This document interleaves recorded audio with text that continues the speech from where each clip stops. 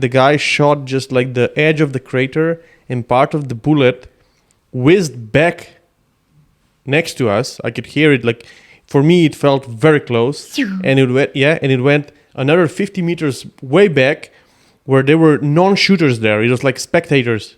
I almost got the shell from the RPG-7. What? Yeah, it was fucking close. Okay. Well, explain the story. Where were you? Okay, are we ready, guys? Always. Yes. I was born ready. Hello and welcome to the second part of this podcast. If you don't know already, we are doing a combined podcast with these two guys, and we are actually in Czech Republic. And now let's just start. Yes. So please, guys, can you please tell us a little bit more about yourself? Who are you? What do you do? Thank you. You just don't remember, right? We are Czech Firearms podcast moderators as a project that we started, and we are just trying to give mainly the Czech community, but also the international community information about some of the Can you help me out here? Absolutely. Yeah, we are trying to help Czech gun community to... But not just Czech gun community. Yeah, So is your content also in English? Yes, exactly. As you might hear, it is. So we do Czech and international experience for Czech gun owners and gun, people who bear arms in Czech Republic. So basically, we usually pick people, superstars like you guys, Yes. as we mentioned in the previous part, and we question them to get the most interesting parts of their lives, their stories, how they become valuable part of the firearms community. That's a good. It started vague, but it's a very good answer. And how did you start with the podcast? And I know that you also and right now, I think a lot of our viewers will ask, where's the first part of this podcast, where they can find it? Oh. Mm-hmm. Well, of course, as any podcast, you can find it on podcast platforms. What's your YouTube channel, to be direct? Okay, scratch the podcast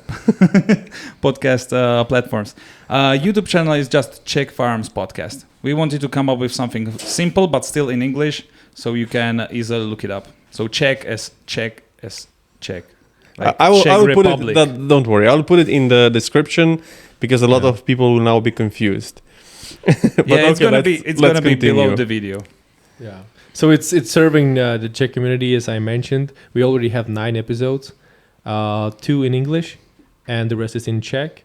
But we always wanted to bring also the international experience to the Czech listeners or viewers of our content, to have like some kind of comparison, and to compare what's happening within the world, what's happening in Czech Republic, and maybe somehow appreciate the liberty we have in Czech Republic, so we are able to bear arms, to be able to protect ourselves, to be able to do sport shooting, to do hunting, and basically live a life with the guns together. Okay, very nice.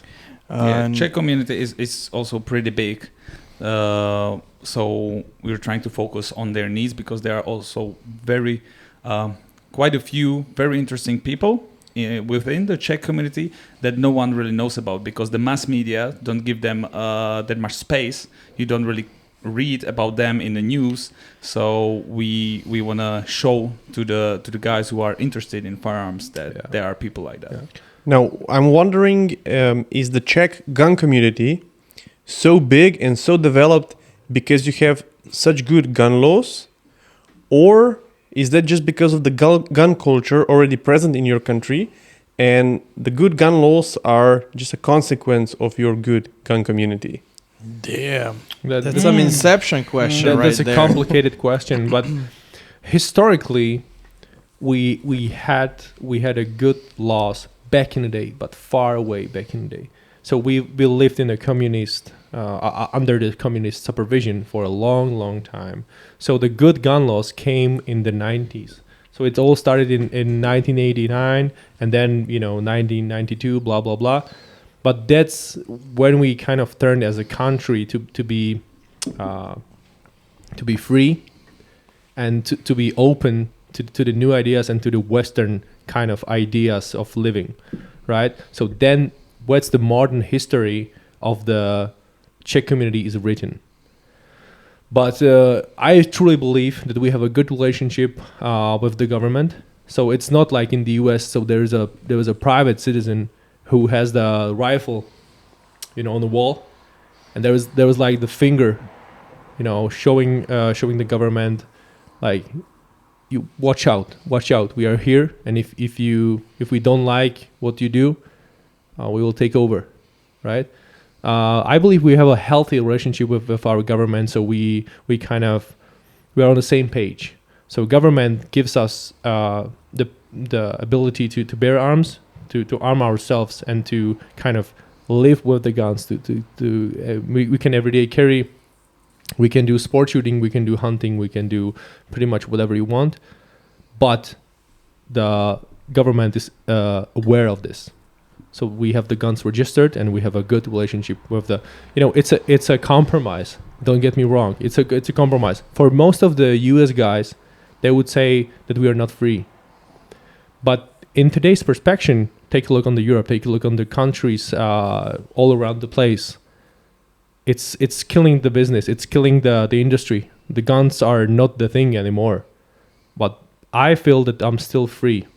And the government in this respect is my friend. That's how I feel. I'm saying that I'm not respecting the whole community, but that's my opinion about it. Sorry guys, I just want to go a bit further in a history because I'm a bit more a historian. Yeah. I like modern stuff. Exactly. The thing is that Czechoslovakia as a republic was established after the First World War, and we even before the First World War there was always a big history of gunsmiths and firearms makers. And during the time of the First Republic, which is the time between the year 1918 and 1938, you know the feeling. We actually were one of the biggest exporters of firearms. We had a lot of companies making from small arms to big arms, cannons, all sorts of stuff, making tanks, making airplanes. And I think that's, even though during the communist times the general gunsmithing actually was ruined, the tradition of which lasted for, I would say, hundreds of years was just cut. There was no gunsmithing anymore, no small businesses of this kind. Everything was centralized. So even though these 40 years really affected the gunsmithing school, we still had these big companies like Brno, CZ, Skoda, some other ones that were still producing a lot of firearms, and we were always proud of that. We were always proud of our industry which was able to produce these, and we are proud of the very much known Czechoslovakian firearms models, for example. And you can even though people are not interested in guns, most of them know some of the models. So yeah, that would be my answer to that. That's very eerily similar to Slovenia, where essentially the communist era, the era when Slovenia was part of Yugoslavia, was very bad for gun makers and gun owners. It was very bad for Slovenia in general because we were the I would say the technology. Oh fuck. The technology part. Samo had a couple of beers already. And a stroke, apparently. Don't worry. A minor stroke, but I'm okay. We were the technological driven country of Yugoslavia, right? So basically we were producing and making much more than other countries, but it's very similar. So we were an entity, or we had our language and everything from way back, but in 1918 we got not our independence, but we got our country that was called country SHS, so that means country of Slovenia, Croats and Serbians. And it was like this, not like this, because after that it was like it was a monarchy, SHS, and then also a monarchy of Yugoslavia.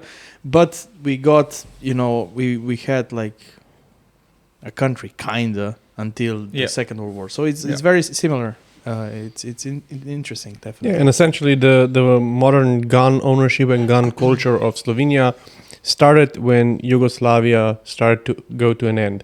So when we got our independence, that's when the laws even make it possible for civilians to properly own guns, sport shooting, hunting, and collecting, and so on.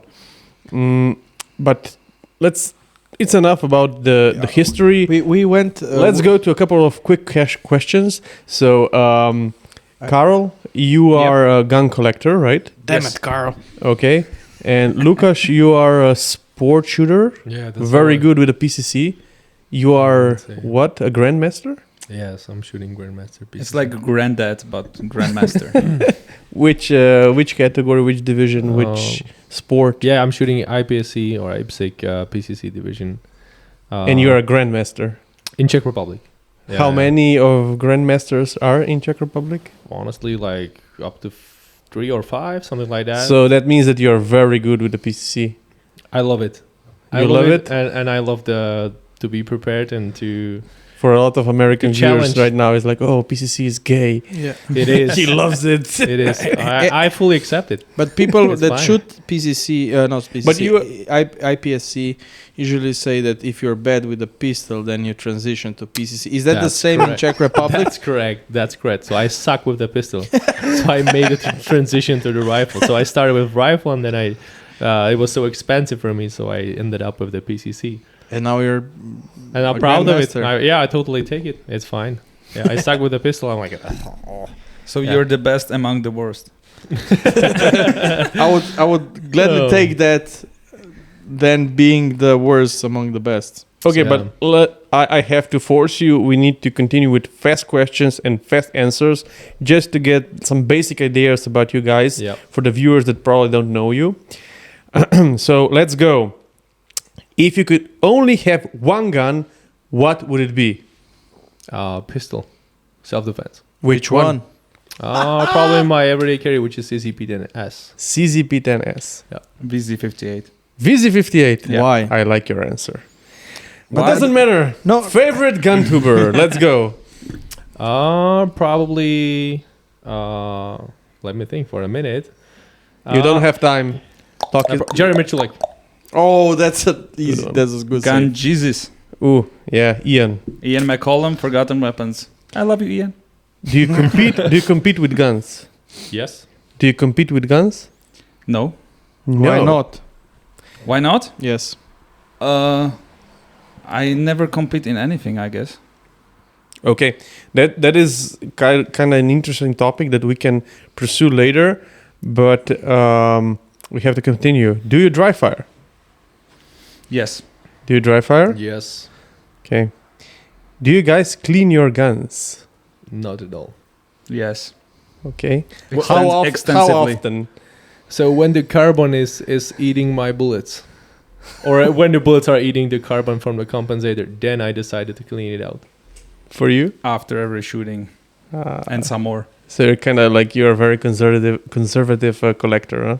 Oh, fuck yeah. I cannot Yeah. get my guns ruined or It's anything. it's very interesting for me because like on one side I'm like him and on the other side I'm very much like you. Giga is like you on with AKs, and Giga is like you on everything else. And perfect. Yeah. The next question is, do you own an AK? No. No. Gay. We should finish this podcast. We're Czechs, This we own the sucks. VZ58. I have VZ58. Yeah, exactly. That's Okay, kind of that- like no, that- no, acceptable answer. No, that counts. And the next question is then VZ58 or an AR in a zombie apocalypse. We are. That's for sure. Say it. Okay, that's interesting. We can stay on this answer Exactly. and expand it a bit longer. I wanted to say that if Giga is gonna be like, let's go to next. No. We need to explain this. Why? Because I have my own answer. Because but it's much more complex. It's not simple. But I want to Please. first hear it from you guys. Exactly. Why Please. would you choose an AR over a VZ58 for a zombie apocalypse? Simple reasons. First off, there comes a cartridge. So the AR-15, 223 or 5.56. It's a flat curve of the ballistics, right? So you are able to hit with no transitions whatsoever from 0 to 300. Even more if you are skilled, if you know the transition and where to aim, you can be very effective on a very long distance. That's the first thing. If you have a proper barrel length, you also have a knockdown power. So if the bullet goes around the construction speed, which is 100 meters per second, 1 kilometer per second, approximately plus minus, right? You have very good knocking power. That's another one. So basically, you are making the shock good enough to knock down the target, right? Another fact is the ergonomy, right? So you have a perfect ergonomy. So AR-15 platform has been on the market forever, but it's like a miracle. It's so great. So everything is just right on the spot. All the controls are there. I need full ambidextrous version because I'm lefty. Oh, so you are the wrong-handed guy. He's Yes. the correct-handed one. Yes. Carl, what about you? Why? I'm disabled. So yeah. Yes. Your reasons. Why? Now, the only reason, except what Lukas said, was that they are actually. I'm not sure if this really applies to Czech Republic, but I was thinking about the spare parts. There are many ARs, and AR is probably the most common rifle around. So it would be easier to get the spare parts to keep it functioning, because I'm planning to survive a long time during the zombie apocalypse. So you are assuming that there's no spare parts for the VZ58. That's why I said it might not apply for Czech Republic, but that was the first thing that came to my mind, that AR-15 is definitely there are more AR-15s in the world than VZ58. Because that's what I thought. Okay, so you're looking at it as a globally question for any part of the world. Probably. Okay, but if we are more specific for this area, because I think a lot of our viewers are interested because we got similar kind of questions. What about ammo? Don't you have more 7.62 by 39 ammo? Not anymore, I guess. Not really. You That's see, very interesting. I think that's changing. the interesting answer, because I would answer personally the same way. If you would ask me 5 years ago, I would go with an AK, just because of the ammo. Geopolitically, ammo, it's everywhere. Spare mags are everywhere, etc., etc. Yeah. But when the army changed to, in our case, F2000, yes, it has the 5.56 ammo now. I think it's even harder for a civilian to get 7.62 right now as 5.56 or 223. So my answer from 5 years or now would change from AK to AR just because of that. Absolutely. If you asked me 5 years ago, VZ58 definitely. Interesting. What about you? How it's Or changing? probably AK in FAR 45. Well, one thing that really stand out from your answer is the knockdown power. Can we talk more about that? Yep. Why not? So knockdown power, what's your thought about it? Is it like a real thing? How do you define the knockdown power? Alrighty, let's jump into this. So now we all know the trends. So the general trend is changing, and we can discuss the armies and the units switching from the long barrels to shorter ones. So the future trend, in my perspective, is changing. So they want to have shorter barrels and usage of suppressors because of the latest addition to the suppressor world with the flow-through design of the suppressors, which are such a great addition to the already known technology. You can reach very good results with the suppressors. And imagine the battlefield with the suppressor on the rifle. So there is no so much of you know there's a lot of noises right on the battlefield. So there's gunshots, there's grenades, there is support fire, blah blah blah. But imagine the communication of when there is a suppressor on the rifle, right? So normally it's just a constant screaming. It will stay the constant screaming because it's a whole mass and it's adrenaline everywhere, blah blah blah. But the functionality and the fact that suppressor are actually, if there is a good suppressor and if it's aligned with the barrel, it fixes your accuracy as one of the aspects. It's also more quiet, and it takes all the gases, from the action out. So there's only advantages. So today, in my perspective, today's trend is changing. So the regular unit is supposed to have like 11-inch barrel in 223, and the suppressor as addition. So at the end of the day, you will have like 22 inches, 24 inches rifle, including the suppressor. But so you will lose some kind of velocity, but they can live with that because it's still lethal somehow. It's not like the proper knocking power as we got used to it with the old-fashioned AR-15s, like 24 inches, 22 inches, or 20 inches, you name it, 18, 20, 22, 24. So that was the real speed, right? That was the real like bang. You just switch off the opponent.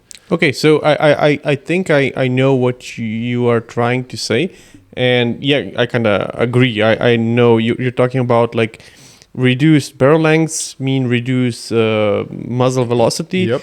But what I'm speaking here, maybe this is more of semantics things in English, but knockdown power, it kind of that kind of is a made up term. Like knockdown power, how would you explain knockdown power? What is knockdown power?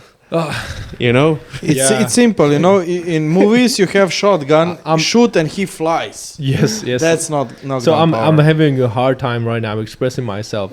But the knockdown power, in my perspective, means the ability to take something out of work, right? So just end the actions of the opponent of the target, or I know what you mean. Yeah, to be fair, kind of it's maybe not the right question for you guys because for all of us, English is the second language, right? Yeah, and it's this is a lot of semantics. But I'm hunter. Yeah, the knockdown power is pretty easy. Okay, you just need when you hit the animal, so it's not gonna run for another half a kilometer. So you need to search for it with the dogs. So the knockdown power, if you place your shot right, the animal stays in perfect way, just stays on a spot. Still okay within 20 meters. That's the knockdown power. If you place the right spot, you get it. So is it the amount of energy, or is it the energy transfer, or is it both, or is it shot placement? Alrighty. But now it's gonna go also within the hunting ethics, because you have different placements where you can shoot, like shooting on a head, on a neck, but the ethics would teach you to shoot at the heart. So shooting at the heart. If I shoot wild boar with 308 at the heart, soft point should be like that in a spot. If I do that with 223, even though it's a soft point, probably I get some trouble with that, because even if you hit right into the heart, the wild boar is still like so vital animal that it usually can run a couple hundred meters with a hole in their heart of the 223 soft point wound. So this is kind of the knockdown power for me. If you want to shoot different kinds of animals, for foxes 223 is okay. For wild boar it's not, because it doesn't have the knockdown power. So is this more of a hunter's term? For me, yes. For me, yes. I'm hunter. This is, for me, it's a hunter's term. Yeah. Okay. For my perspective, I can talk just like a sportsman, right? So what I need to do is just to do some hole in the cardboard. That's my job, right? So I don't care. So if there is a 11-inch barrel which works just fine, For the competition, I can just stick with that. Okay, we can play with the muzzle velocity, with the speed of the bullet, and also with the ballistic curve, which can cause some trouble while transition. So if I want to be effective, so be able to shoot from very 0 to 350, and still reaching the alpha zone, what I want to have is the flattest curve as possible, right? So I don't want to be distracted by the transition, the upper transition. So I understand perfectly, and I would say that this is also a very good take on this. The thing is that maybe you guys don't know, but I think in the States there's kind of like a big debate. It's kind of more of like semantics, because you cannot really define knockdown power. You cannot measure it because of multiple reasons. Yes. But it was a very good take on it. Like I was very interested to hear about it from you guys, because through the day today that we talked, you mentioned a couple of times, and it was very interesting for me, because early on I did not try to avoid it in every conversation because of that reason. Like I only spoke about muzzle velocity, energy, effect on target, terminal ballistics, more specific. Yeah. But I can imagine, just it's different kind of languages, different kind of, how would say, gun cultures. Mm-hmm. But it's very interesting to hear that. Yeah. So now Samo has to go with some other questions, so we don't go too much into ballistics. I just think that Let's knockdown continue. power comes to the argument between a 9mm and 45, right? Yes. We shouldn't start on that. It's There's never-ending never-ending topic. argument. I think it comes from that. World wars. Yes, we know. Yeah, good job. Okay, continue. Yeah. Yeah. To what? Let's go to more simple questions for you guys. Maybe what would you have, like CZP-10C or a Glock 19? I would have CZP-10S. Okay. Yeah, depends on the purpose, right? But What? Okay. Where are you from? Tell me the purpose. Question. Tell me the purpose. Like hitting nails with it, or Okay, an added question. Why would a P10C be better than Glock? Or vice versa? Or P10S? Or, oh yeah. P10 series. you want me to Start? start? Yeah, start. Yeah, that's very simple. So now we have the whole market full of striker fire guns, right? Everyone who is in an industry is making striker fire firearms, right? So then we can consider what are the most important aspects of the pistol, right? So the first place takes reliability. So if it doesn't go bang, it can be whatever. But if it doesn't go bang in under circumstances and under some conditions, there is no reason to have it, or no reason to use it, or even try to use it, right?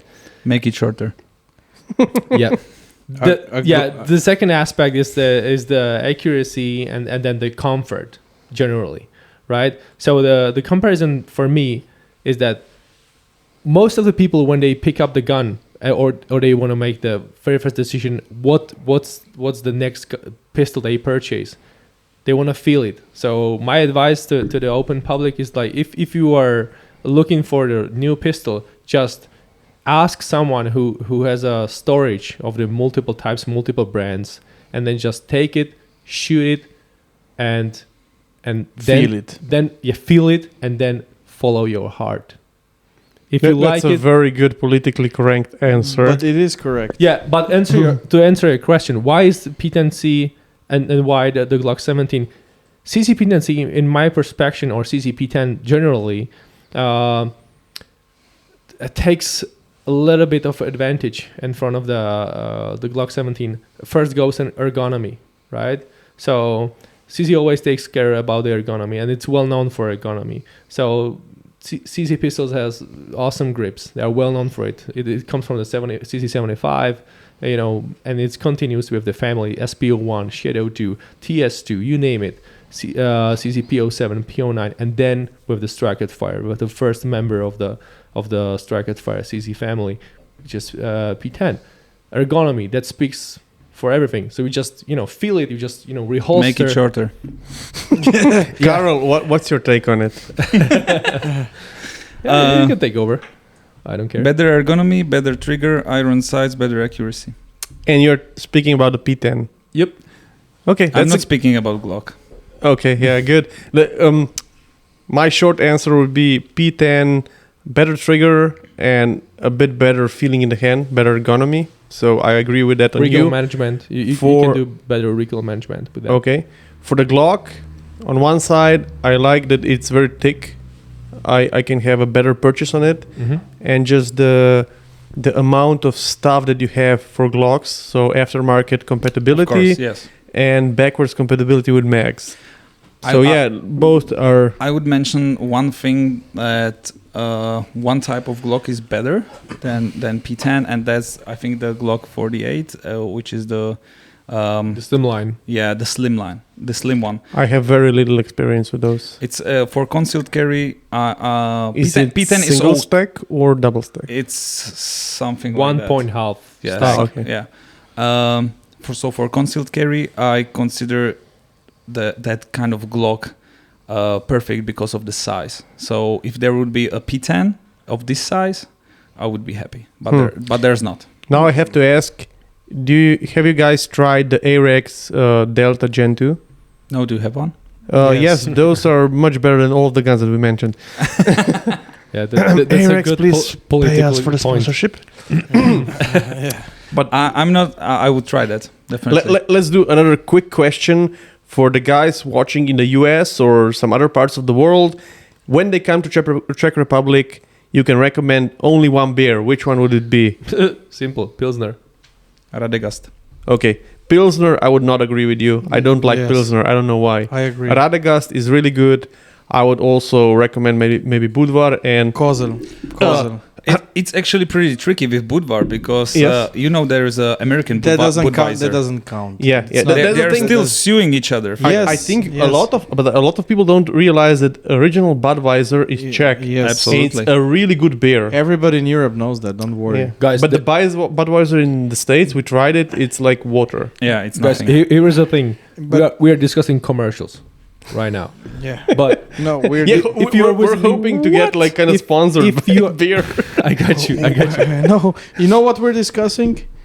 Having a patent on your name in the States. That's what we're discussing. Yeah. If that would be happening, they wouldn't sue each other. My point is, if you are ever visiting Czech Republic, find a local brewery Mm-hmm. and get that experience. Yeah. That's The true. tiny local private-owned company producing beer, you would be amazed. Simply amazed. It's That is so a very good advice. I would say for people like usually people go directly to Prague. I would say go to Brno, go to smaller towns. You will have much better experience there. Yes. Better food, better drinks, and overall you see so and, much. And for us as Slovenians, it's a similar feeling as we were in Yugoslavia. You know, when our parents said like they were, fucking transferring genes from Austria. It's the same feeling because we are transferring a lot of beer from Czech Republic when we're visiting and going back to Slovenia. Cases of it, just because cheaper, better, more reliable. It's basically a Glock. Use discretion advised. Do not mix guns and beer. Yeah, that's Never. This is something This is- we are very serious about, by the way. Absolutely. We are, That's why we don't have any guns in here. and you brush the subject quite nicely because we can transition into Czech gun laws Mhm. and specifically concealed carry because this is something unique to Czech Republic, almost unique to Czech Republic in. I have to be very specific here. Some European countries, Slovenia included, have an option for concealed carry, but you have to have a special permit for Yeah. it, and it's in practice it's almost impossible to get. So to add here is for the general public and without really a big deal, Czech Republic is an unicorn in. So you guys want a long answer, right? Yes, a bit shorter, but yeah. No, please. Go for it. I'm sorry. So generally speaking, we are considered island of liberty. We So- can start with this simple because it's yes. Do you conceal carry? Yes, I do. Do you conceal carry? For last 3 years, I do. Okay. So yes. Now, yes. Not now, but in general, yes. 2023, yes. Go Joe Biden. Yes. Yeah, the Please, gun laws that as a joke. Yes. are quite friendly. I kind of made an advertisement in the first part of this podcast. But I personally am quite happy. So it's a good compromise between the private individual and the government, right? So you need to fulfill some requirements from the government. So if you are asking for a gun license, first off, you need to apply. Then they will send you an invitation for the test. You need to pass the written test. Then you need to pass the practical test. You need to show up your abilities with the gun. The handling of the gun, you need to perform basic disassembly and the shooting skills, the basic shooting skills. So, for example, you need to perform 5 shots at the, 10 meters? 10 or 15 Sorry, meters. is this for concealed carry or having a license in general? general. It's covering all general. all Okay. the Okay, that's all the interesting time. because it's very similar in Slovenia. It's yeah. very similar. yeah. And you forgot that you need to get a paper from your doctor. Absolutely. Okay, that's the same in Slovenia, but okay, let's say it like this so we shorten it up. You have the gun permit already, you're a sport shooter or a hunter, now you want to conceal carry. Nothing now? else is needed. Once you get your firearms license, you can conceal carry. That's it. Oh, so you don't have to apply for a special No, permit? No. you don't apply for anything. No. What kind of guns can you conceal carry? Anything. 50 Whatever. BMG? Yeah. If you are Really? If you can hide it underneath It's- your trench coat, So yes. it's just about the concealment. yes. Yeah. So as long as it's concealed, it can be anything. Yes. Yeah. Can be. When you register the gun, you need to actually tick the box which says that I want to use this gun for self-defense. So you tick the box, and once you do that, you can concealed carry it. yeah. For any Czech viewers out there and those that have a Desert Eagle and they want to concealed carry those. A Desert we have- Eagle? Yes, we have a perfect solution for you. Inside the waistband holsters by Bell-known Solutions. Available in our shop. Please continue. Yeah, for concealed carrying Desert Eagles. That exists and we sell it. I have met one guy in my life who was carrying Desert Eagle. Does he have a good holster? Yeah, he had a holster on his back. Oh, no, not actually. good. No. That's Because shit. it was so big. It was so big, so he was hiding it on his back, like 90 degrees. So he's He was probably like Crocodile Dundee. This is not a gun. This is a gun. Pulls it from Something his like back. that. That there are always extremes, right? But yeah, But I was asked at the police because I always tick all the boxes possible when I'm registering my gun. Why not? And they were asking like, "Are you gonna concealed carry that?" And I had fucking long shotgun there. I was like, Yes. "Can I?" And they were like, "Yeah." I was like, "Then I will." yeah. That makes sense. If the law allows it, why not? Just Tick the box. Yeah. Yeah. For everything. Leave the option open. Now we go to a more touchy subject. Touchy, You are both shooters for a long time, right? Gun owners and so on. So you have a lot of rounds fired. Were you ever hurt by a firearm? And what happened? Yeah, I can start. I got some ricochets. Ricochets. Yeah. How bad was it? Not really serious, just a tiny pieces of the shells or the lead. I don't know, but I still have it in my body. So Okay. it's not circling, so it's not deep enough. So it's just under my skin, but I'm planning to take it out. So majority of it was the bad ricochet from the steel. It was a quality steel, but in my perspective, the worst case if you have just a free plate. So plate with the basement on some kind of stand, and you hit it on a side, and so it flips. So this is my experience with the ricochets. Yeah, So yeah. I have one in the neck. I have one in my belly, in my fingers, also in my arm right here. But that's life, man. If you are shooting, you need to count on that. So one note: please carry glasses, carry the protection, and purchase the quality glasses. Exactly. That matters. Yeah, that- really that- matters. You have it in your shop, right? Yeah. By the way, Yeah, ballistic glasses. yeah. The thing is that I can only confirm this. Shooting steel can be very dangerous, especially if you don't do it right. And there are small differences that if you do something wrong, it can have big consequences. Early on in my shooting career, I was actually like an RO at a competition where one of the guys, people were shooting at mild steel plates with rifles. The distance was about 60 meters. The last one, was shooting with an AK, and those plates were already heavy pitted because it was mild steel and it was deformed, and you had craters on it. And the guy shot just like the edge of the crater, and part of the bullet whizzed back next to us. I could hear it. Like, for me, it felt very close, and it went another 50 meters way back, where there were non-shooters there. It was like spectators. So it was more than 100 meters from the target. It penetrated a whole bottle of Coca-Cola. Yeah. Like through and through, and then stuck in someone's elbow. Nice. Yeah. And it was such a Good for you. yeah, such a strong hit that the guy was in shock. He was completely white, didn't know what was happened. So that was my first real serious kind of thing that happened with guns, that probably someone could die if he was hit somewhere in the neck, in the wrong area. It was really serious. Yeah. So from that point on, I took shooting at every steel very seriously. One thing that maybe our viewers don't know is you have different kind of rated steels for handguns or for rifle rounds.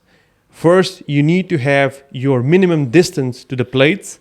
And the second thing, do not shoot at mild or soft steel because it will deform. When it has craters, even bullets from a handgun or from a shotgun can then ricochet directly back to you. So Yeah, that was the safety warning for Polenar technical team. I'm glad you said so, because and if you ever purchase the target from the company producing it, please read the manual. Yeah. It helps, and it's usually it's true what is written in there. Read it, and please don't shoot at the pistol-rated targets with the rifle on a 15 meters. Well, you can one time. You can nobody kill likes that. yourself. Nobody likes that. The owner of the target, the owner of the range, or you when you get some ricochet back. And I But, imagine, Exactly. Karel, for you, any close calls with guns? No. damn it, Really? Carl. Guys, I just remember not one really. story. I almost got the shell from the RPG-7. What? Yeah, it was fucking close. Okay. Well, explain the story. Where were Yeah, you? What happened? I'm gonna go pee. Yeah, it wasn't that exciting. It wasn't the battlefield, right? But I was having my training session on one of the shooting ranges, which was the testing facility in the same time. So I was preparing for a rifle IPSC shooting. So I was shooting at 300 meters. And on the very end of the session, I was collecting the targets from the 300 meters line. And on the shooting range next to me, there was a guy testing RPG-7 penetration. With live rounds. With live rounds, but it was safe. It was safe. It was at the distance, and it was safe. Apparently Right? not if you're So listening to this That story. was an accident. So I was like, it was all covered and it was all safe and all legal. I need to admit, right? So I was just on my way with the steel target on my shoulder. Going back to the shooting line. I was just watching at the guys hiding behind a concrete barricade like this, like fingers in the ears and This girl died in the bathroom. What the fuck happened? I don't Just know. let him finish. Yeah. So I'm okay. I'm glad you're good, man. Yeah. So I was on my way back. I just noticed that there are guys like hide it from the impact, and I was like, I was like, wow, that was around. It was all covered by the wall, by the sand wall, right? Okay. So I just heard the boom, and I was like, okay, I will stay behind the wall, and I will count to 10. So I finished the 10, and then was like my very first step, and was like, and I did the piece of the. So there's a wings on the RPG-7, on the very end. So the half of the wings ended up just in front of me, like, and it hit the ground, and it was still smoking from it. Oh, So I just picked it up, and it was super hot. I was like, ooh. So I was just playing with it, and I throw it back on the ground because it was so hot, and I kept it, and I still have it in my shelf, on my shelf, Man's just to cave. remember the Nice. situation. Nice. So if I would count to the 6 or 7, it would be probably sticking out of my head. Shit. So But okay, I'm more interested about you. So you had no close calls with guns. No, not really. No, Really? no. Like, what do you consider close call? I don't know. if- Like you're dry firing at home and there's a live round in my handgun, or No. you're no, at the public range and someone turns around with a loaded gun. Like, hey guys. Yeah, are you well, also that shooting? happens a couple times. That So, Okay. but I don't call that close call. I don't know why actually. But yeah, that happened a couple times. People operating with the guns, they especially when they are handling for the first time, they don't see the danger of spinning your wrist just to look at what's written on the side, and you're standing next to the gun. You know it's charged, and that split of a second lasts for centuries in your mind, and you have to deal with that. So yeah, that happens time to time, and luckily nothing happened yet. Like no Honestly, big I deal. would call that a close call. I think it was 3 or 4 times that I that looked in the barrel of a loaded gun. I think Not by myself, Yeah, of course, yeah, and yeah. not by us, Yeah. but it was public range, military range, but usually other shooters. One was actually at the IDPA competition where a shooter did something too fast and miscalculated and turned around with a loaded gun. Like all of us, saw it. Yeah. well, at the end of the day, how else will you check if the If it's pistol loaded, is empty? Is this pistol Stupid. loaded?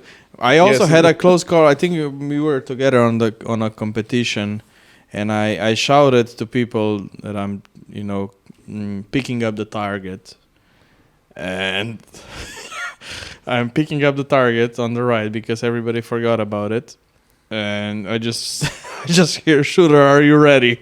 Stand by." And I'm like, "What the fuck?" And they're like, "What are you doing here? You have to check the stage." Oh yeah, the before-" arrow. Yeah, Check the the stage. arrow Yeah, fucked up, right? And I was just like, "Oh, so that was like 3 seconds to Mars, basically." Yeah, that was fun. Yeah, They say it's- always range and- is clear, right? No, but the worst part about it is that they wanted to give me shit like, "What are you doing there?" Mhm. It's like I was doing what a shooter What should. I supposed to do? Resetting the range. What were you doing? Not fucking clearing the range. Yeah. But since we mentioned competition, Yes. I'm actually interested to know what kind of PCC, so pistol caliber carbine, are you shooting with? I apologize because I think this is a very interesting answer. I'm going to the toilet. Yeah, you can then watch. We're drinking a lot of beer today, so Yeah, Yeah, it's part of a Czech culture. We have to. it's mandatory beer. They forced us. Yeah, so that's simple to answer. So I'm shooting a VAR, which is the Czech manufacturer of the PCC, but PCC is one of its products. So they usually produce the 223 rifles, the AR-15. I'm actually familiar with those. Really? Is the Really? company? Yeah, is the company still in business? yes, Yeah. yes, Yeah, like Actually, our first podcast video is with the guy who makes these. Yep. VAR. VAR. VAR, for the viewers that don't know them, VAR uses AR style of rifles, but they use the short stroke piston system. Mhm. I'm correct? Yeah, but One of my friends, like early on, had a VAR, and I was quite impressed by it. yeah, but now they produced also the gas operating variants. Direct impingement. Yeah. Okay, and that's the PCC that you use. Yep. Is it good? Is it reliable? Yes. Yes, it is. It's a simple blowback. How many rounds do you have through it? Estimate. Oh, he got a new gun, so Yeah, I recently got Through the new old gun. one. Yeah, 75,000. 75,000. Yep. 9mm. Yep. Shit. In one barrel or two barrels? No, it's immortal. The barrel is immortal. Really? Yeah. Yeah, it's Damn. still super accurate. It goes through one hole in 125. Shit. Okay. It's a 9mm, so respect. That's a lot of rounds. it is not really. So the barrel can do a lot more. that's why he's still living with his mom. 75,000 rounds. Just Yeah, it could be like you could buy a house almost. Yeah, but it's done by the years, so it's a lot of years, a lot of time behind it. But the thing is that basically the AR9 platform or 9mm platforms generally are underestimated and they are under pressured. So if you take a look on the AR-15 or every 223 or 5.56 calibered platforms, they are, I'm not saying overgassed, but the pressure is too high. So they are high pressure guns, right? That's true. So we can all discuss what's the lifetime of the 223/5.56 barrel, right? So one would say 9,000, and then it's not good enough. I understand what you're saying. Yeah. For the That's sport true. shooter, so the IPSC shooter, he wants to have 1.5 MOA accuracy on 300. Like he just want to lie down and take 4 shots and have four alphas, right? I would say at 100 meters that's 3 MOA, maybe even a bit more if they're not the small lipstick targets. So you don't have to have 1 MOA. I got you, but depends on the person, right? Like the reality is that I saw some kind of very extensive post about the kind of the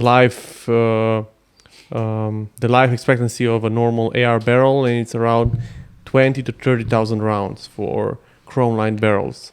Now with don't agree with nitride that. finishes, what? I don't agree with that. You don't agree with that? No. So for you, the accuracy degradation would be enough to change it before? Yes, for me, definitely. So, but personally, I have different requirements, right? So it might be good for the army. It might be good for the Average sports shooter. Yeah, average guy or tactical, operator, I would say. But right now we are speaking about 5.56 to 3. 5.56 to 3. Okay, That's okay. exact. But for me, I have a higher requirements when it comes to accuracy and when it comes to the velocity and stuff.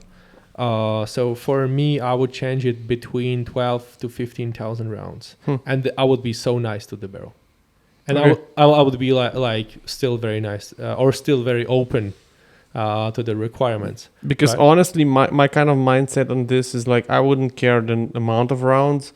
If it's shot accurate enough for my needs, I would not change the barrel. For example, if I would Got shoot you. with PCC, if I go to 70,000 rounds like you did, even if the rounds are tumbling, as long as I can hit the alphas at, 30 meters or what's the longest range, I would not give a shit.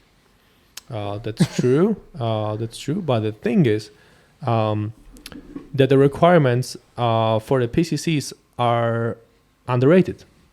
So imagine the European competitions are like a pistol competitions. So they usually open up the pistol competition and they allow the PCC shooters to join, right? But if you take a look on the PCSL, which is a brand new style of the competition coming from Max Lagrandis from the US, Ooh. it opens up the new perspective to the shooting. So they want to use, and I love it, they want to use the whole potential of the cartridge. So you can find yourself shooting with your PCC on a 100 meters. What kind of competition is this? And PCSL, so it's a combination, it's a practical shooting discipline, right? As far as I know, I don't know the rules exactly, but I need to study this because I would love to participate on the competition once in my life at least.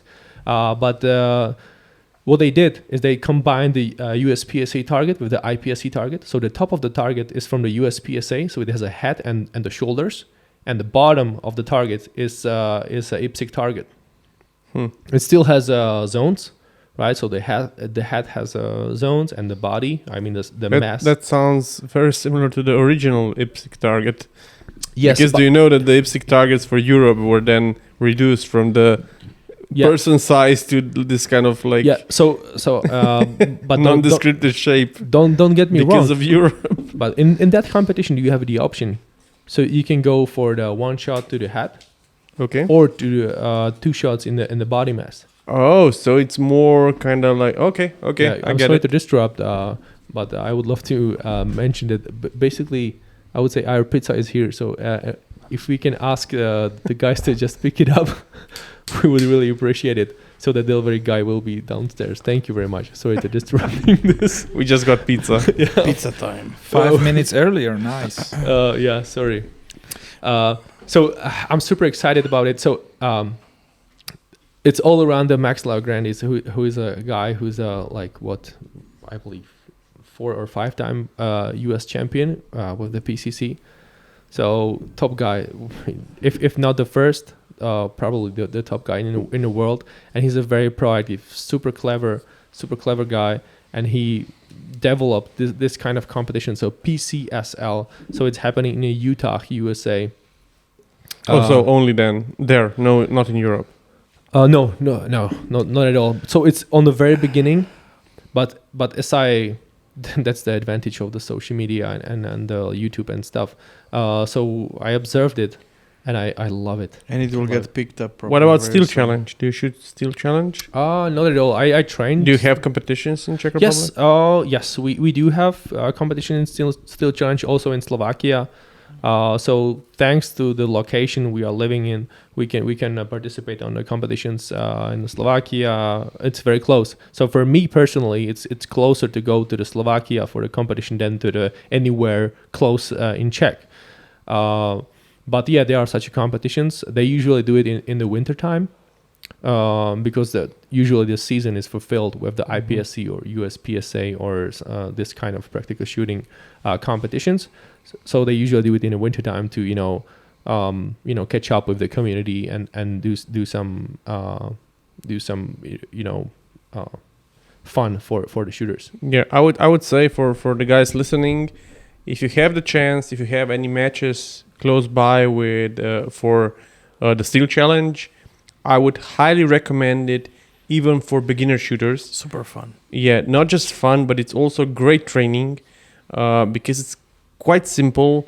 It's easy for everyone. Most of the stages are stationary, so you don't have to move a lot. And all of the stages are made in a similar way.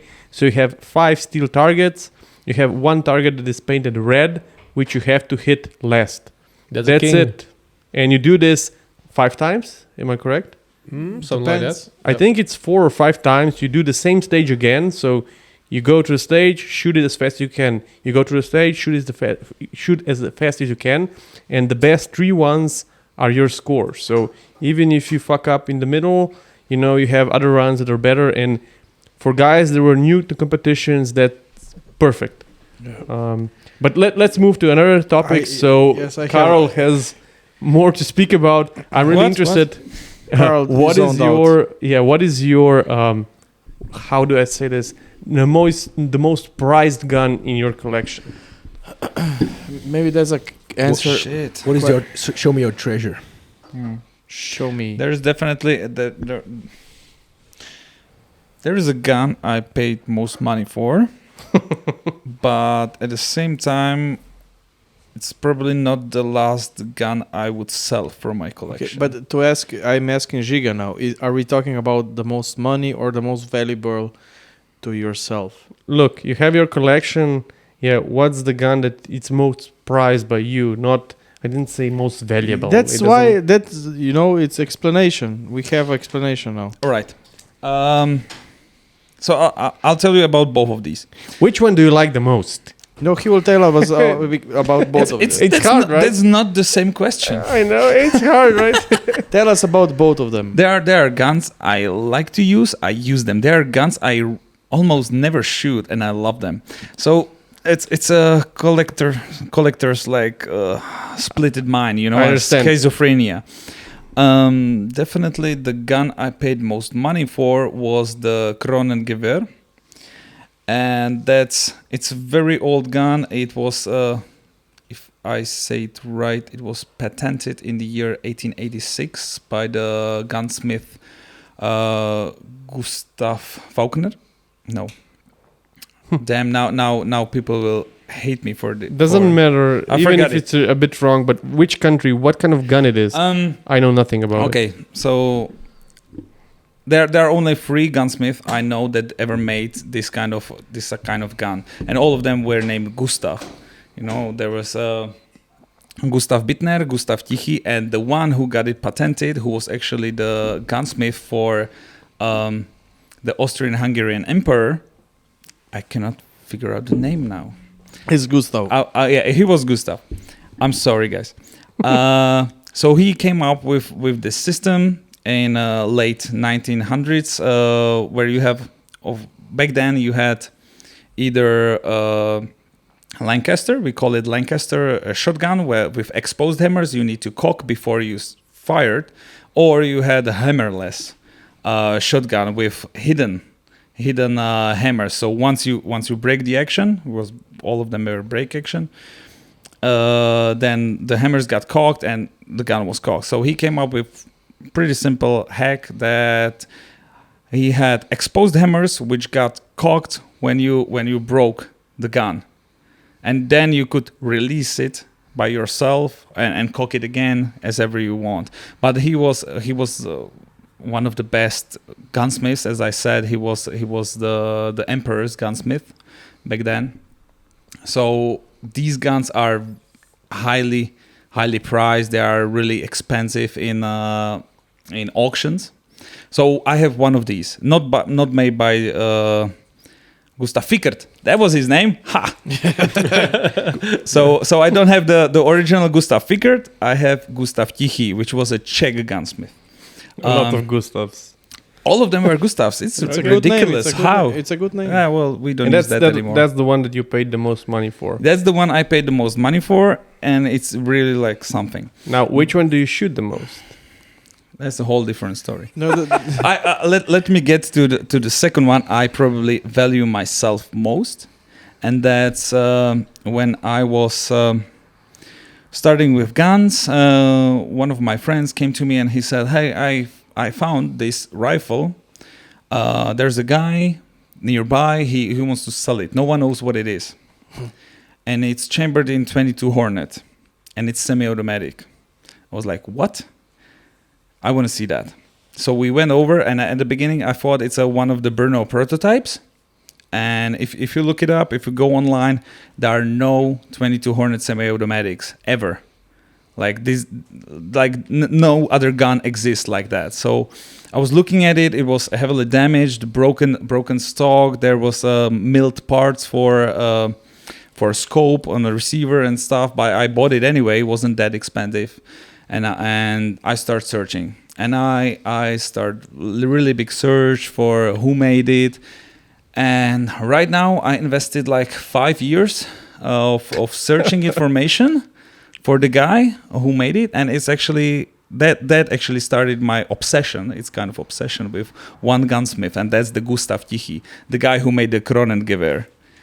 There are no information about him, and I spent last 5 to 7 years maybe after I bought the gun searching for the information, going through the archives. I reached the actually his not ancestors but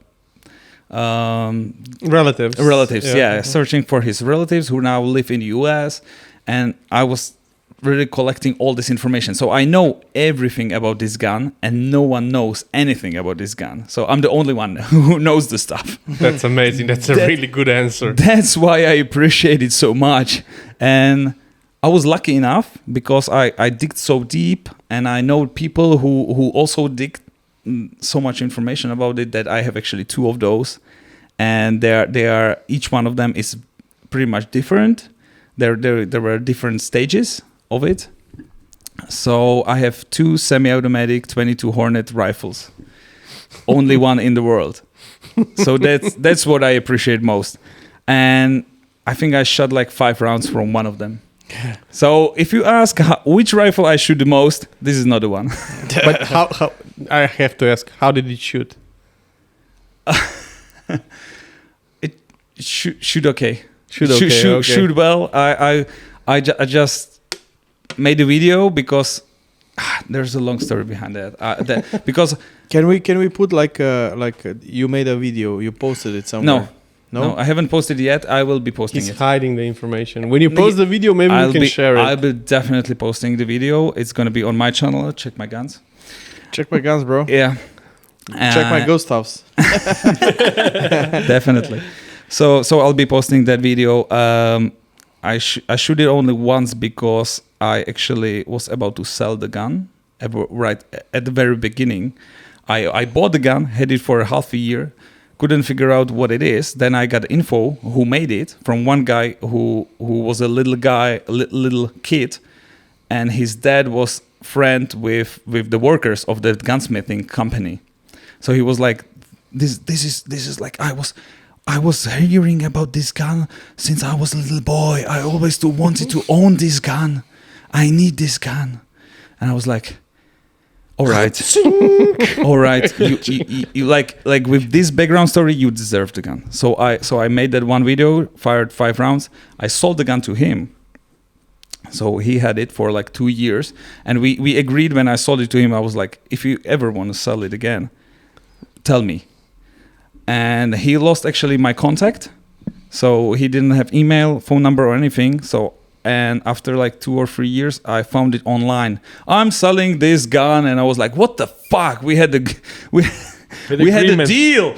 Yeah. So I just called him on the phone like, what the fuck? I see that ad online that you're selling the gun when we agreed that you're going to sell it to me. And I was like, oh, I'm so sorry. I lost your contact. Yeah, it's for sale. Come and I'll sell it back to you. So yeah, I bought it back. Okay, cool. That's a really cool story. So he made a profit. Yeah, he did.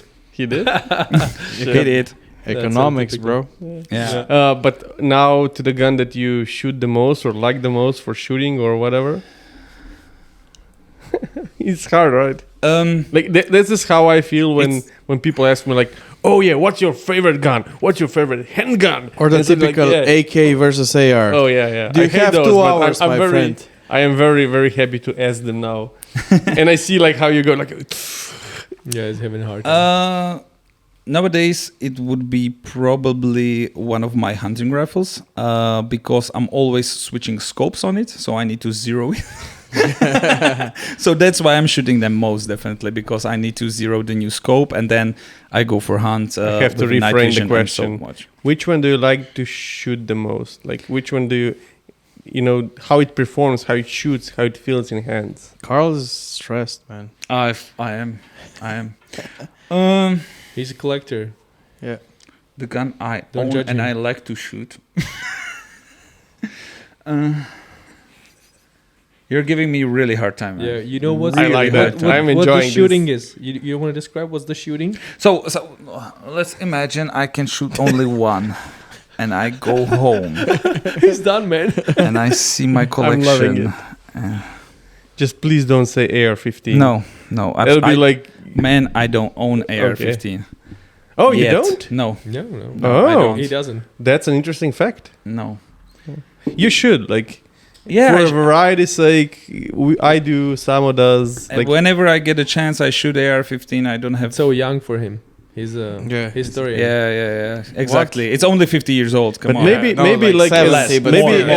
as a gun hipster, you could get something else instead of an AR-15. Maybe like a brand 2 or something. Yeah. or a That's actually what I CZ75. have. That's That's Oh, you actually have what a I brand? have. I have a brand too. Yeah. And you don't shoot it a lot. You don't like it. No, I don't shoot it at all. dude. I feel What's like wrong with speaking this to guy? I feel like I don't- speaking to a toddler, man. It's Guys, like, I how don't have was school? time to shoot Yes. it. I don't have time to shoot Okay, Okay. you still need to give us an answer. Which gun do you like the most? I just need to pick one. Yeah. Right. No. That's gonna be, and I will definitely disappoint you with this answer. And that's gonna be my Brno 451 rimfire bolt action. Okay, that's Why would yeah. you disappoint? I don't know the gun. I had It's I had perfect the answer. most fun with that, shooting even the casings from 22 on 25 meters. No problem with that. The trigger sucks, but still accurate rifle. I can manage that. I love it. 451. That's like the. That's the first one from the 50s. 1951 is the. I have the Berno 1, I think, or Berno 2. Oh yeah, the model one. No, Model these were the ones for export. So they were marked differently. Is it in the same Czech. rifle, similar rifle? Basically, yeah. So they were marked different for That's export. not for That's kids. awesome. Yeah, I know. But can we ask the same questions to Lucas, but shorter answers? I because didn't finish. I know. Like Tell this to Manza. I also love this gun. I know what you mean, but is the same model where you have the front action screw is actually screwed in where the sight is and the barrel is, a bit forward. You don't know? I don't know. Because that was a big issue with mine. Like the action screws, instead of being at the action and at the chamber, the one in front is moved more forward. It's actually screwed almost in the barrel. And if you over tighten it, it will change the point of impact on the 22 long rifle. Yeah, I think that's right. Yeah. That's correct. Just don't mess with it. Yes. No, but like I perfectly understand you, and it's a really fun gun to shoot, and you can give it to kids, of course, with yes. proper Man, rimfires supervision. are great. Absolutely. Kids Rimfires bring it are to great. school. Good You times. see, we talk about guns, and Yes, someone gets but- bored. No, but this Now you will talk about no. money. To be fair, me and Lucas are both bored because No, this no, is no. not a conversation for I an feel average. with you, but I'm not bored because rimfires are real deal. Oh, that's how I saved the whole conversation. You have no idea how lethal they are. He's so politically correct, man. He cannot just say like he was like I looked at him before and he was like I was like and he was like you know, you know, Okay. I'm empathetic. I'm empathetic. I feel with you, but I agree with the guys that the rimfires are great. Yeah, I no. love them. I didn't shit on that. I shit on the whole conversation. It's boring because it's a tiny cartridge, right? It's just a 22 long rifle. It's a very tiny cartridge. No, it's To be honest, the problem. I was very bored when he was speaking about the I know. steel Yeah, challenge. I get and it. so Yep. Because this is like, you know, he's like 451 and he's like, yes, the 1 and 2 and it's like, yeah. History. Yeah, history. No, but please, same conversation, same questions. Yeah. Hopefully different answers. Yeah, what I like, what I should shorter remember. answers. Fuck you. No, it was perfect It's very for the simple. older demographic. But now, Lucas. With me, it's very simple. So I own only what I use. Okay. So I'm not a collector. I'm not considering as a collector myself. If I would have something which lies in my safe for more than 1 year without me shooting it, I would throw it away, or I would selling it. Okay. So I'm focusing on the PCC right now. So I always feel jealous when I shoot something else. Mm-hmm. But sometimes I shoot my everyday carry pistol just To get a feel of it. to get a feel of it and to stay sharp with that, because that's my concealed carry gun. But I'm focusing on my PCC and that's it. So to be short, the rifle, pistol, firearm that you shoot the most is the PCC, of course. Yep. The one that would be the hardest to sell would be your PCC. No, He doesn't care. no, I don't have a You don't have a heart? Exactly. Oh, okay. no. Thank you for saying that. Man, guns are tool. Yes, okay. They are here to serve you. I agree. It's like a car. Exactly. Exactly. Can That's I not a please? good point. Can I please quote Lucas like a year ago when he told me like, "Gun is better than a woman. Woman cannot give you what gun can." yes. Yes, But that's correct. That's correct. No, but Women cannot It's give just you a tool. what the gun does. No, I hope his wife goes through this podcast at the end like, women are just the tool. Exactly. No, that's not Exactly. correct. No, That's no. Humanity, it's a different topic. Okay, right? but you know what's interesting for me? This is what I love about the gun community. Because you guys are the complete opposite when it comes to the gun community. yeah, But somehow we still stick together, right? Because Yeah. you're the collector, you're the historian, and you're just like guns are the tool. Yep. And this is what it's awesome. And what's the most awesome part? And you don't, I think you don't get this in any other community. It's like somebody shows at the range with a Zastava TT, or in your case, whatever an old beat up gun nobody cares about, but you didn't shoot it before. It's like, can I take her for a spin, please? And you're super happy about it. It's like if you're owning a Ferrari and somebody, comes to the range or to the racetrack with a Fiat 500. It's a old shitty car. And you're like, fuck the Ferrari. Can I drive that for a spin, And that's why I really, really like about the gun community. And when you change countries, it's something completely different. Mm-hmm. Something that is rare for us, it's something you casually own in Czech Republic. But something we have casually is the holy grail for you. And it's very rare to find a market or a hobby that has that. And I love it. That's correct. Yeah, well, I think the gun community really sticks together. And even if you look, somehow I got into talk with like marketing agencies. And if they look on social media of the not just gun companies, but also gun related content, they are amazed how big percentage, for example, of viewers put like on a content.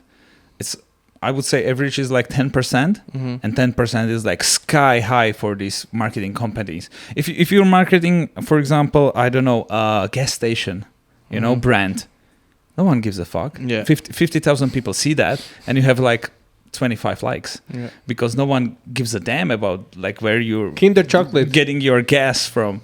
But within the community community, of gun owners, we support each other, we like each other's stuff. Yeah. Everybody different way, but we still feel like Generally, we are on should board. be together. Yeah, that's Yeah. true. And That's it's awesome very- about it. That's very inspiring to hear, but still, I have a small appeal here. I would say that gun community should stick together more. Yes. In Slovenia, in the States, in Europe, in the Czech general. Republic. Yes, we are quite a good community, but you can see the divide. Like, oh, I am a target shooter with 22 long rifle. I'm a target shooter with an air rifle. IPSC guys, tactical guys, like hunters. Like in the past, now I think it's getting better. But in the past, those were very separate communities, and they hated each other. You're like True. shitting on Yeah. each other. That's Yeah. true. Yeah. And we are just by default, we are as gun community as a whole, we are a small community, and it'll be much better, much more productive for everyone if we would stick together more. That's why we do the Czech Firearms podcast, man. Yeah. And Because, it is, I we- think on this bombshell, we have to end the podcast. I have just one more question. Okay. The pizzas are getting cold. Yes, they are. True. But last question was interesting for me because it's interesting. Giga wrote it down. I'm gonna say it. What is your current count of ammo you have at home? Who knows? Oh, that's a personal question they don't want to answer. Okay, Yeah. so I have to then continue with the other question if this one will not be answered, Why are you gay? which is maybe very current. I can answer We that. Couldn't save that, The right? quality of podcast is going down, I see. But this one is You really can guess. So he's a collector. I'm a user, so you can guess. this one is very interesting for me. Do you think that AI will change the gun community and gun culture in general or not? And in which way? You're so You- hard on us, man. You want to go back to the why are you gay, right? Do you have an answer? I see. I would rather answer this. Oh, I have an opinion on everything, basically. Awesome. Yeah, I think you have an interesting opinion because when I asked the question, you did this with your head. So Yes. so will And it change it? the thing was that AI is going to change everything. And it's not going to be, already, and now, unpopular opinion, looking from the history perspective, firearms haven't changed that much. We are still operating with the pressure, with gunpowder and all this kind of stuff. We are getting new materials in and so on. But I think that in the future, and all of that mainly was driven by the need for self-defense, soldiers, army. Yeah, army always drives the Gun development. not just gun, but overall the Industry, market. I have to Technology. interject here. Do you think that military army still drives the technology and process? Because honestly, my take on this is that this Not time anymore. has passed. Yeah, if we're still I talking think about civilian market. if we're overpassed it. still talking about firearms, small firearms, like the one you can carry, no, not. But Or if you're technology. talking about Any- AI, definitely it's still army who's the leader in that. AI. Yeah. What is the army's AI system? The biggest Well- ones that I know are all civilian made. Yes, that's why you know about them. Okay, okay. Okay, I can only assume. I don't have the information. I don't work for army or anything like that. But army would be definitely the one who I imagine would be the ones heavily investing in it because this gives them advantage. And Of course, we know course. what AI can do from the publicly accessible websites. OpenGPT, AI Playground, and so on. You can play with that. It's all cool, but that's not the latest update. That's not the latest version of AI. OpenGPT is, I think, 2021. That's probably the leftovers. Yeah. But what I would argue here is yes, on that part definitely I agree with you. Also, if you look like, for example, like the Drones. The drones, yeah. Sure, like military has most advanced drones, more capable ones, thermovision, night vision, like the military has it. But if you look at it, at the development, in the past, military was driving and funding the development. Now, That's true, yeah. if you look at the technology, you will see that even the military is purchasing technology that was developed for civilian market, Yeah, for or civilian maybe purposes. was That's more advanced on the civilian market, and then they said, "Oh, we need this," and funded it and put it like behind the gates just for the military. Yeah, but you need to see why. Yeah. Because they're desperate and it's available on the civilian market. Yeah, no, but I want to say that it changed this a bit, like on general kind of view, not just firearms, not just technology, everything. I think like in the past, military was the one that was pushing the technology.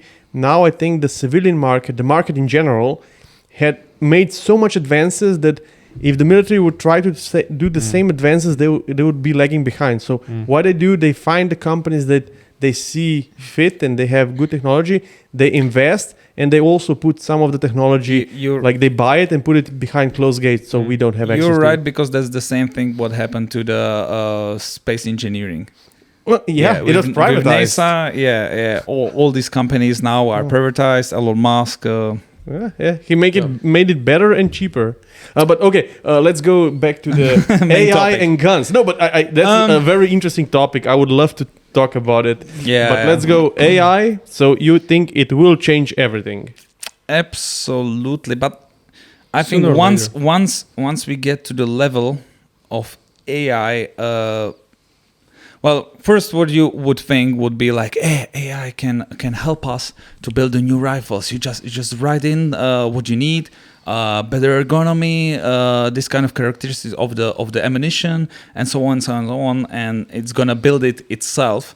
But a human is still the guy, or still the one who's carrying it, who's it built for, and by that time, when AI is able to do so, that it's going to be so advanced, I think it would be cheaper to make a drones and stuff like that, because they are easy. Like the AI would control the drones, the AI would control the robots, and and this kind of stuff, and it would be in the end cheaper than to get the guy, train the guy, pay the guy, and everything. Yeah, so there will be So- machines fighting for the So people. actually, AI is the dead end for firearms So we are industry as we know essentially it. looking at Terminator movies. Yeah. One or two, you know. Yeah. It's gonna be way simpler than Terminator. Let- Terminator is a human with a gun. Yeah. Yeah, Why? yeah. You I don't know, need that. I understand. Yeah. Yeah. So you are you're leaning in a way that way many years forward, there will be a demise of firearms. Like firearms will be kind of useless. There will be no more. It's gonna be fun. Good. Just fun collector stuff. It's gonna be the things you love for no reason. Okay, but let's say, for example, like you have a poorer country, they cannot afford robots and drones. You have guys with AKs, with old ass AKs, shooting down drones, shooting at vehicles, and so on. You know, so I think I feel like from the history, like firearms will not just go away. Because they are the cheaper alternative, and as long as you can use them and kind of use them to force other people to do other stuff, they are useful, like knives, like edge weapons. But let's go to a different kind of. Let's rephrase this that. is very very theoretical, but maybe you guys are quite familiar with different kind of styles of firearms and different kind of operating systems with firearms.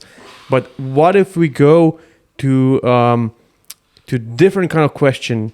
Do you think that the firearm kind of the operation of the firearms will change? Because right now these are just the kind of like velocity projectile weapons. What about like lasers or plasma rifles? Or the magnetically. Oh yeah, magnets are interesting. Yeah. Okay, But- do you want to say something? Yes, please. Not really. No. I don't. I have my PCC. It shoots fine. Good. but the bang splits. Yeah, yeah. This is the last question, guys. The thing is, This is the last question. I'll be sure. No, don't need to be. We should definitely continue on this discussion later on. Yes. Someday. yeah, And please tell your opinion in the comment section below. Right. yeah. Let me say something. Let okay. me say something. I want to admit I don't have a brain capacity for this. No, I you simply- have. I'm living the reality. I'm living 2023 right now. I don't have the brain capacity for guessing what's going on next. But let me hit the facts. Let's take a look on the reality in these days. There are still armies using the AKs, as you mentioned. There are still armies using the very old platforms. There are still armies, modern armies, still using the 1913 rails. And there are still We are getting old. Like there are he's mentioning 1930 rails. Like it's like, Yeah. oh yeah, that old. so let me name the current needs. So what I feel in the firearms industry, in a small arms perspective, I think the biggest thing which is happening now, in my perspective, from my experience, is the getting the optics on a pistols. That's what is happening now. So we are such a backwards. So we can discuss the future. We can discuss the if there will be laser guns, magnetic guns, whatever. We don't know. I don't fucking know. Don't ask me. I don't have a brain capacity. We can only guess. I'll ask Carl. But yeah, you can discuss hours these topics. But the thing is, now the biggest thing is replacements or additions of the optics on the pistols. Now it's the biggest thing. Take a look on the history, the recent history, not your history, right? like 5 years ago. No, like 20 years ago. So, everyone used just the iron sights on the rifles, and then someone. I still remember that. Yeah. Yeah. And you still have a couple of FUDs that will go like, and then irons are the best. Like Yeah, now, I think we are getting into the time where even militaries are considering like we don't need backup sights on the rifle. That like the optics are on such a good quality, such a good standard that people do not consider anymore that they need backup sights. I see you do not agree. No, I don't agree. I still believe in the backup solutions. We agree a lot. I got you, but it's a rich conversation. I love it. Speaking of getting the optics for the pistols, so take a look in the 90s. So there was a company called Aimpoint, And Point of aim. Point of aim. That's a clever name, by the way. So they appeared with some kind of strange tube, which some kind of showed you the dot, the red shining object, which you can use for the aiming, and it can simplify the vision. You can focus on a target. It was like, what the space technology you guys showed up. I don't believe that it's not reliable. I will break it in a minute, and I still believe in my iron sights. That's nice. Take a look on what's going on next. So in these days, everyone has a red dot on the rifle. Every single modern, at least modern. Not the guys unit. with AKs or? No, also a case. Then you need to find a solution how to mount the optic, right? Yeah. You need to get rid of the rear sight or put the side mount or But something. still, people are usually modernizing the AKs. And now it's getting on a pistols. You need to force the guys to trust the optic on the pistols. It's happening. So the civilian market, it's there. It's already there. There are people using it for years already in the civilian market because they can afford it. They can afford the mistake. They can afford the break, the optic, because it's not, their life is not depending on that, right? But for the armed forces, probably the U.S. is leading the way in these respects, right? They have budgets, they have the funds, they do the research, blah blah blah, and there are units usually using that. But take a look on the facts. So you can mount it on, you can simplify and make the training faster for the students, for the new guys coming into the units. But you need to still force people or force the army guys or armed forces guy to the mindset, to have the mindset that the optic on a pistol is worth to be purchased and to be used. This is not a topic within the civilian market. To be honest, like, it's changing a lot, and you don't have to convince anyone, because how it's changing is, like, even the older guys, when they try the optics for the first time, they can hate it as much as they want. When they try it on and they see that with their bad eyesight, they can shoot better accuracy, and they can shoot faster with an optic than with iron sights. Immediately they are changed. Like a guy that's not like iron sights, like he shoots with an optic. And wow! Like, oh, that was very easy. That's like cheating. And then that's when that starts in his mind. Like, he will buy an optic for a handgun sooner or later. Now that's why it's converting a lot of people. Now I will get you the point which is against it. Okay. Either way, although I'm a red dot guy, I love it. I have it on everything. On your dick? I have it. Sorry. Believe or not, yeah, I have it everywhere. I love it. Give me one drop of the water and place it on the screen or on the lens of the red dot. See, that's the problem, because you're using open side and that's another topic. Optics. Like for example, we use the EPS dot from Holosun or 509, which is great. It's fine. Yeah, it's enclosed on both sides. The water cannot go inside. The battery lasts for a couple of years. So imagine there's a hostess passing by with the sign Holosun. Yes, we are also sponsored by Holosun, but great optics. By the way, we need shoe deals. We don't have shoe deals yet. Guys, I think you guys need to continue this conversation. I will just drink until the rest. No, but this was really good topic. I kind of regret that we didn't start with this from the beginning, because I love this kind of conversation. Yeah. But it's good because we can come here for another time and discuss just specifically this. Exactly. Can I say two sentences? Two sentences. Jesus. you know someone's getting drunk already. Come on. Free speech. I saved up these two sentences for a long time. Thank God. You mentioned that there are still armies having AKs, but there are no armies fighting with sticks and stones. Break my bones. And that's gonna be the next step. So when AI takes over, the AKs are sticks and stones. That's what I'm saying. Another thing with lasers or the magnetic, don't know the right term now. Electromagnetic ejector projectiles. We know alternative powers. problem with that is with energy. Transgender. I can imagine having these on aircrafts. I can imagine having these on ships, but UFO. in your hand, it's not a power drill. I don't really believe you can carry that kind of battery unless we find out the cold fusion or something like that as a source of energy. So that's it. That's what I want to say. That's a very interesting part of the conversation because I completely agree with you, and we're not here with the technology. But if you think 50 years in the past, you will see that it was the same with red dots. Like, how could you put a red dot on a pistol?